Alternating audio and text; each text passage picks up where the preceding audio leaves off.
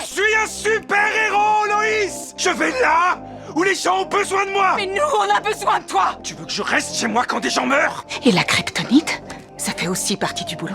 Lorsque Superman est descendu de la voiture sous les acclamations de la foule, il s'est peu à peu perdu dans les flashs des appareils photo. C'est alors que l'inattendu s'est produit.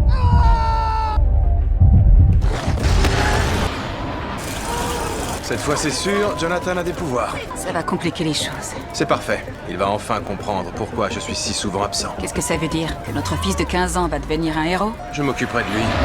Il ne partira en mission qu'avec moi. Ça me permettra de lui montrer ce qu'il faut faire. Tu crois vraiment qu'il est prêt?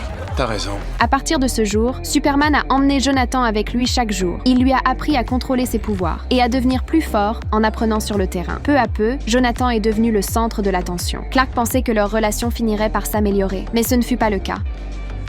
Jonathan est devenu de plus en plus arrogant. Il a même commencé à agir seul. Ce jour-là, il a abusé de ses pouvoirs. Et en rentrant, il s'en est vanté auprès de sa famille. Tout le monde a vu ce que j'étais capable de faire. C'est bon, je peux me débrouiller tout seul. Je suis ton père, et tu vas faire ce que je te demande. C'est compris? Oh, alors aujourd'hui, tu veux être mon père. Maintenant que j'ai des pouvoirs. Mais t'étais où avant? Tu prends un autre ton avec moi. Clark savait à quel point il était dangereux d'utiliser ses pouvoirs à mauvais escient. Mais Jonathan, devenu complètement rebelle, ne voulait rien entendre. J'ai Président? des responsabilités, Jonathan, et je croyais qu'aujourd'hui, tu l'aurais compris. Mais tu vois, c'est là que ça coince. C'est toujours toi.